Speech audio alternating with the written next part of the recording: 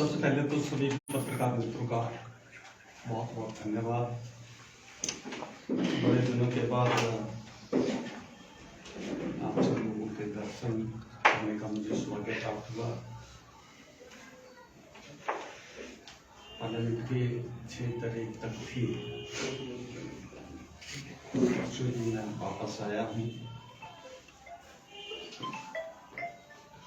मेरे साथ कैप्टन रमेश अटवाल जी और दूसरी तरफ जरियाल जी, अरविंद जी हमारे जिला के उपाध्यक्ष हैं, और हेमंत शर्मा जी एडवोकेट हैं, सीनियर एडवोकेट, और मेरे जनाब भी रहे। मित्रों, धर्मशाला केंद्रीय विश्वविद्यालय पर आज तक बहुत राजनीति होती है।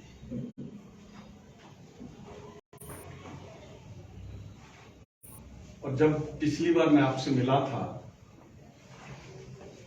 तो पूरी वस्तुस्थिति के बारे में मैंने अवगत करवाया, और कुछ लोग उसमें दुष्प्रचार करने का प्रयास कर रहे थे और उससे जनता को भ्रमित किया जा रहा था। और उसमें एक आध दो सामाजिक संस्थाएं भी शामिल थी, और उनके भी जो वक्तव्य हैं और उनके पर्सनल इंटरव्यू हैं, आपके माध्यम से मुझे भी उनके मन में जो बात थी वो सुनने का अवसर मिला। और मैं जब पिछली बार आया था तो आप लोगों से मिला था, तो मेरे प्रयास, और इस बार पिछली बार जब आया तो यहाँ एक बहुत बड़ा लोगों में भ्रम फैलाया जा रहा था कि अब ये धर्मशाला में केंद्रीय विश्वविद्यालय किसी हालत में नहीं बनेगा। पर्यावरण मंत्रालय ने पूरी तरह इस जगह को नकार दिया है, और निकालने का कारण ये था कि यहाँ वर्षा अधिक होती है,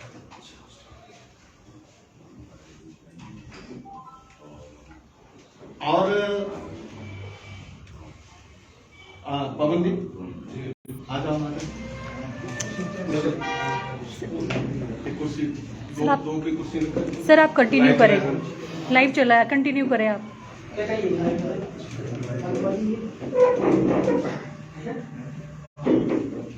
ये लाइव चला, लाइव चला, लाइव।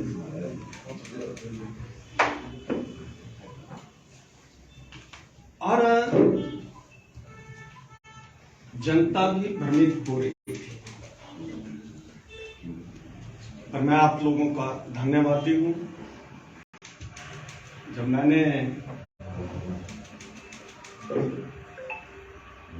अपना वक्तव्य ही नहीं, प्रेस कॉन्फ्रेंस के माध्यम से समाज को वस्तुस्थिति के बारे में जानकारी दी,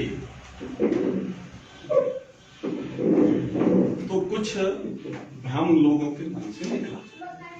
इसके लिए मैं समाचार पत्र, चाहे उसमें इलेक्ट्रॉनिक मीडिया, चाहे प्रिंट मीडिया, आप सब लोगों का धन्यवाद।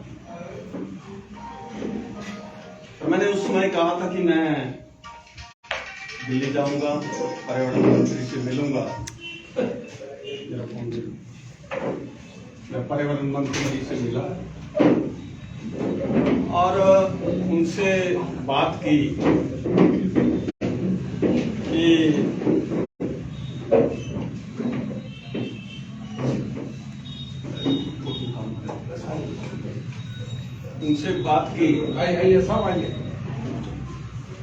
तो उन्होंने बताया कि ऐसी कोई बात नहीं है, अपने अधिकारियों से पूछा। और मैंने आपको एक बात बताऊं कि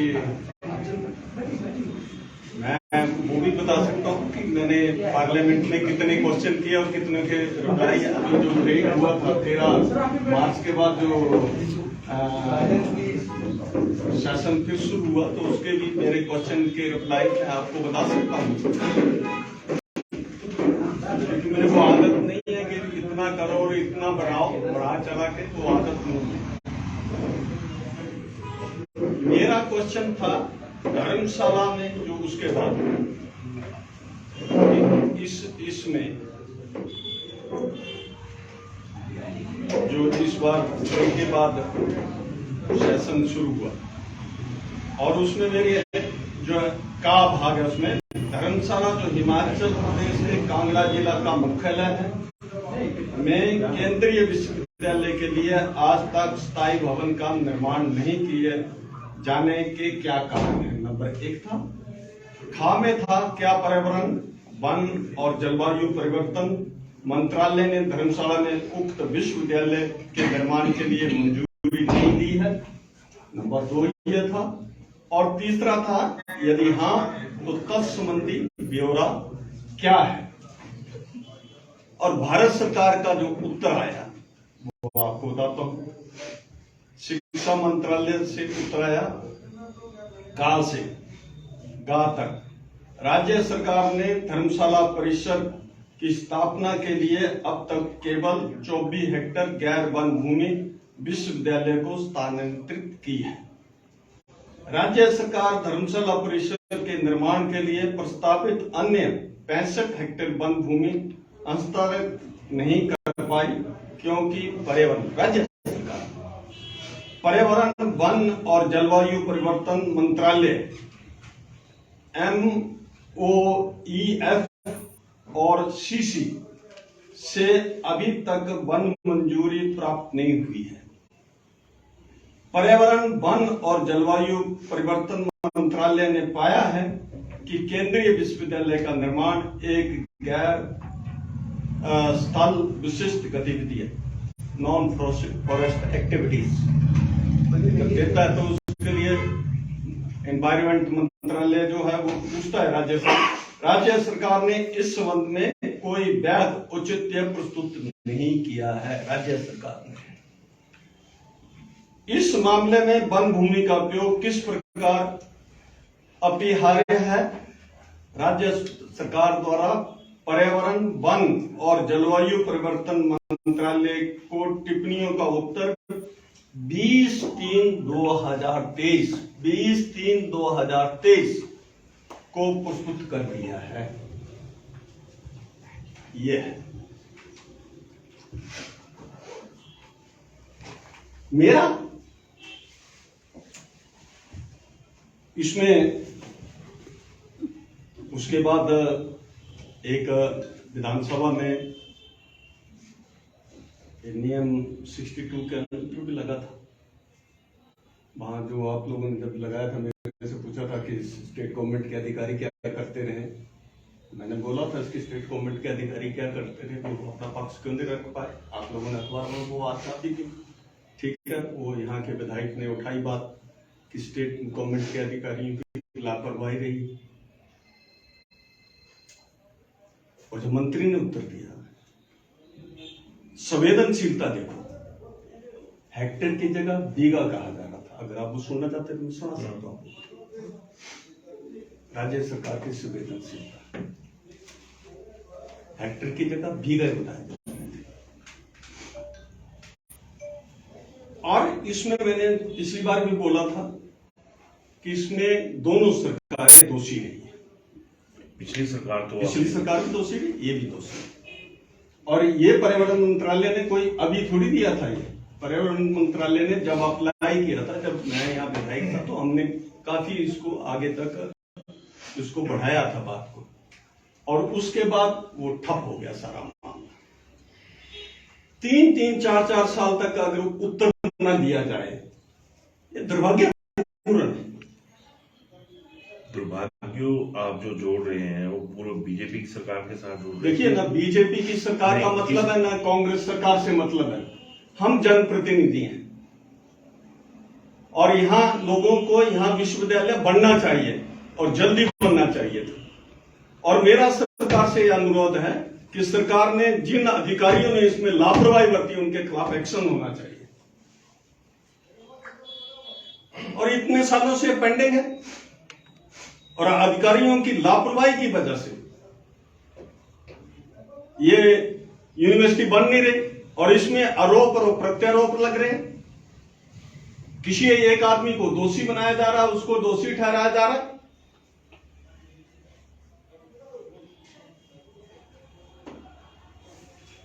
तो ये भारत सरकार का उत्तर मैंने आपको बता दिया। मैं जो बात करता हूं तथ्य शेयर करता हूं और आज तक मेरा राजनीतिक जीवन में ये रहा है, बिना तथ्य के मैंने कोई बात नहीं की आज तक, हवाबाजी बातें नहीं की। सरकारें दोनों दोषी रही हैं इसमें। मुझे एक समझ नहीं आती कि कांगड़ा जो 1/4 हिमाचल प्रदेश का है, सरकार कांगड़ा बनाता है, पर कांगड़ा के प्रति इतनी उदासीनता है क्यों? और जब सत्ता से कुछ लोग उतरते हैं तो कांगड़ा की याद आती है।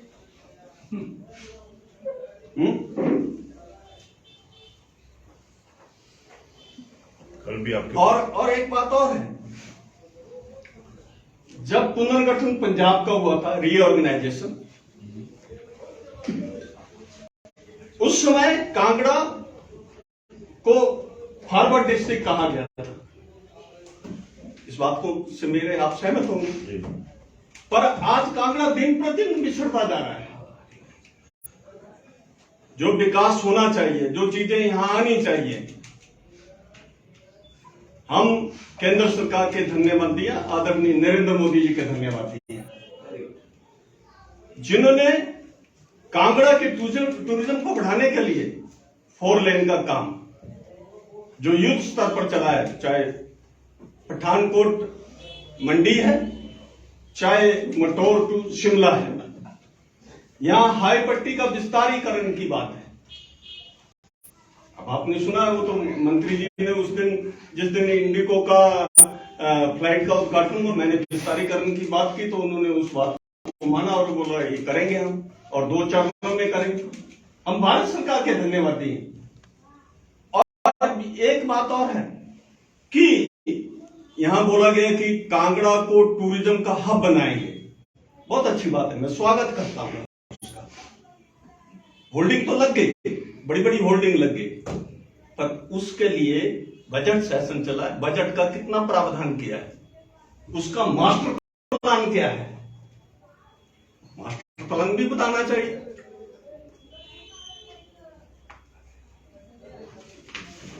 और ये मतलब इन्होंने पूरा नहीं निकाला। वैसे तो मैंने ये किया था, तो जो उसके लिए पैसे भारत सरकार ने रिलीज किए हैं। मेरा दूसरा प्रश्न था, वैसे तो और भी प्रश्न हैं जिनके उत्तर मेरे पास हैं, जो अभी के हैं। क्या देश के पहाड़ी राज्यों में अज्ञात पर्यटन स्थल चिन्हित किए गए हैं? और यदि हां तो हिमाचल प्रदेश के संबंध में उक्त पर्यटन स्थलों के विकास हेतु वांछित कार्य योजना क्या है? ये प्रश्न था, और ये प्रश्न था 20 मार्च 2023 को लगा, ये 3 अप्रैल को लगा था।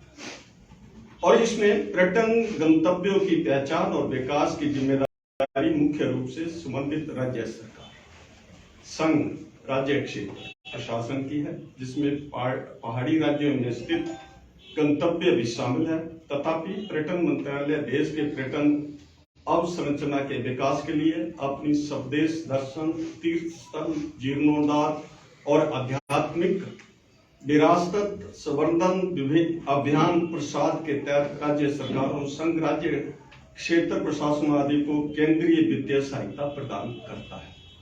प्रपोजल यहां से लगती है। पहाड़ी राज्य और हिमाचल प्रदेश, इन्होंने हिमाचल प्रदेश को मेंशन किया, हिमाचल प्रदेश स्थित विभिन्न राज्यों संघ राज्य क्षेत्र प्रशासनों के उपयुक्त योजनाओं के अंतर्गत सभी परियोजनाओं का विवरण अनुबंध में दिया गया है। पर्यटन मंत्रालय ने देश में स्थायी जिम्मेदार पर्यटन गंतव्यों के विकास के लिए अपनी स्वदेश दर्शन योजना को अब स्वदेश दर्शन 2.0 पहाड़ी SP 2.0 के रूप में परिवर्तित किया है। और इसका ये पूरा मतलब इन्होंने डाउनलोड नहीं किया, उसमें पूरी डिटेल थी। सर, तो आप दोषी किसको मानते हैं? सरकार को मानते हैं कि अधिकारियों को मानते हैं? दोषी किसको मानते हैं? देखिए, ऐसा है, दोषी तो उसमें जो सरकार चला रहे हैं वो भी दोषी है और अधिकारी भी दोषी। कपूर साहब, यहाँ पे मैं टोकूंगा आपको थोड़ा सा कि जिस तरह से सरकार तो एक चीज तो आपकी बात से साबित हो रही है, जो जयराम सरकार पे आरोप लगा था कि अफसर इनके काबू में नहीं थे, तो बात तो साबित हो रही है कि अफसर काबू नहीं थे तो सेंट्रल यूनिवर्सिटी की फाइलें मूव नहीं हो पाई, काम ही नहीं हो पाया। देखिए, मेरी बात सुनो कि इतने वर्षों तक जो क्वारीज लगी थी उसका उत्तर चला जाना चाहिए था।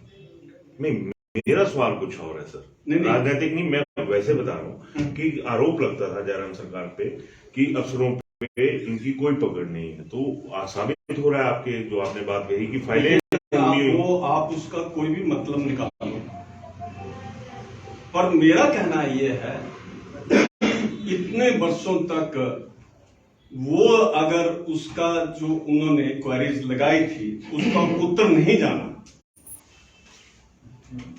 ये क्या संदेश देता है? सब इसका सीधा सीधा मतलब ये भी है कि पूर्व में जो सरकार थी 5 साल तक वो इस पक्ष में नहीं थी कि धर्मशाला में विश्वविद्यालय स्थापित हो। वो आपकी सोच हो सकती है, आप निकाल सकते हैं उसका मतलब। इस पर आपकी सोच है। मेरा ये कहना है कि जैसे 1966 के बाद जो कांगड़ा में होना चाहिए था, मुझे उसकी पीड़ा है।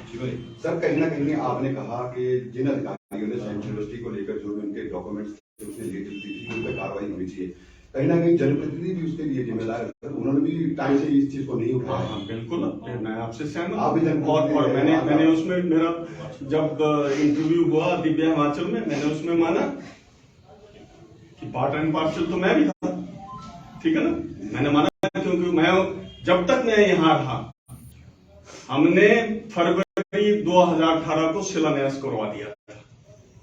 सर, डबल इंजन की सरकार, मेरी बात सुनो, हमने शिलान्यास करा दिया था और उसके बाद उसको ठंडे बस्ते में डाल देना और कौन जनप्रतिनिधि उसके लिए जिम्मेवार है वो आप बताओ, ठीक है ना। मैं तो सांसद बन गया, तो बताओ सांसद आपकी भी जिम्मेवारी थी। मेरी जिम्मेवारी थी, मैं अपनी जिम्मेवारी निभाता रहा। मैंने पूरी पिछली बार डिटेल दी थी, मैंने कब मैं निभाता रहा और कहाँ क्या ऑब्जेक्शन लगे, अखबारों में छपा था, सारा डिटेल छपी थी उसमें। सर, आप भी उसी सरकार का हिस्सा है, उसके बाद भी आपकी बात क्यों नहीं मानेगी?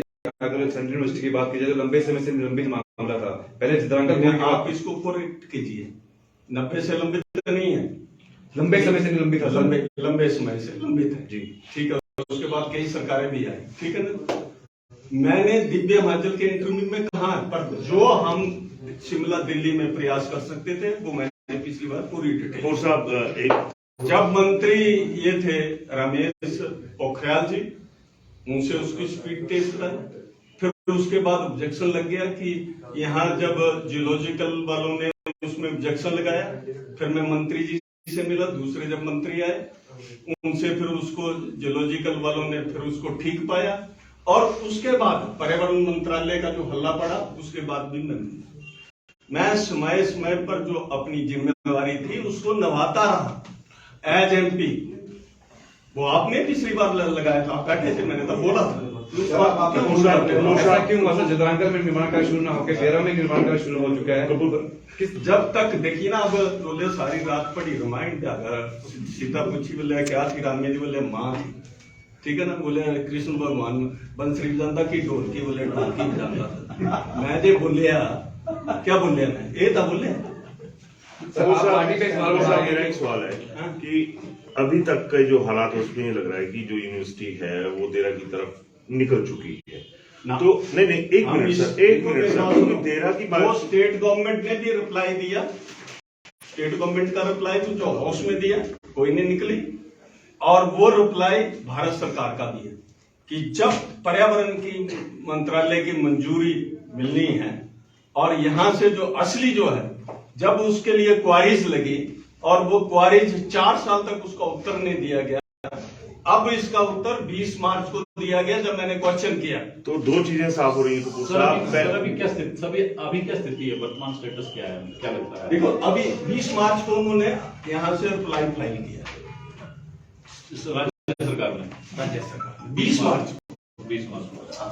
कपूर साहब, जिस तरह से अभी सारी बात आप बता रहे हैं, तो ये माना जाए कि अनुराग ठाकुर भी जिस तरह से ये लगता है कि वो अपनी पार्लियामेंट्री में उसको खींच के ले जाएंगे, वो चीज भी नहीं हो पाई है।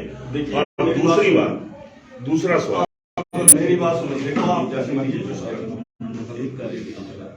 पर इसमें ये बोला गया है, इन्होंने बोला है, मतलब अभी तक पूरी भूमि जो है, जो फॉरेस्ट लैंड थी, वो अभी तक ट्रांसफर नहीं हुई है। जब तक ट्रांसफर नहीं होगी तो जमीन कहाँ सेंट्रल यूनिवर्सिटी बनेगी। तो ये- और सेंट्रल गवर्नमेंट ने माना कि 2 मतलब जगह बननी है, वो स्टैंड करते हैं। तो ये भी माना जाए सर कि जो अनुराग ठाकुर ने जो मर्जी मान लो। नहीं, जो अनुराग ठाकुर ने सरेआम मत से लताड़ लगाई थी जयराम सरकार को उस दौर में कि आप लोग कुछ काम नहीं कर रहे हो, तो वो सही थी वो लताड़? तो उस वक्त आपने सुना होगा, सही थी गलत थी वो तो आप जानो, ठीक है ना? आप क्या बुलाना चाहते हैं, मेरे से क्या बुलाना चाहते हैं? मैं वही चीज बता रहा हूँ सर, आप क्योंकि 2 सांसद है सर, आप बुलाना होगा बोल देंगे, ठीक है ना? सर अब क्या है स्टेटस का? 5 साल में बनेगा यूनिवर्सिटी? है, जब जमीन ट्रांसफर होगी तो बनेगी। जैसे अपने एयरपोर्ट का उस वक्त बोला था कि बनेगा, तो वैसे ही यूनिवर्सिटी 2 हिस्सों में बनेगी, ठीक है ना? क्लियरेंस पर मुझे फॉरेस्ट क्लियरेंस जो यहाँ के अधिकारी हैं उन पे ये है कि उन्होंने इतना डिले किया, उनमें संवेदनशीलता नहीं की, ठीक है? कब तक आने की संभावना सर क्लियरेंस? ये चला गया, अब देखते हैं, करेंगे इसको, ठीक है? और इसके अलावा सारे भैया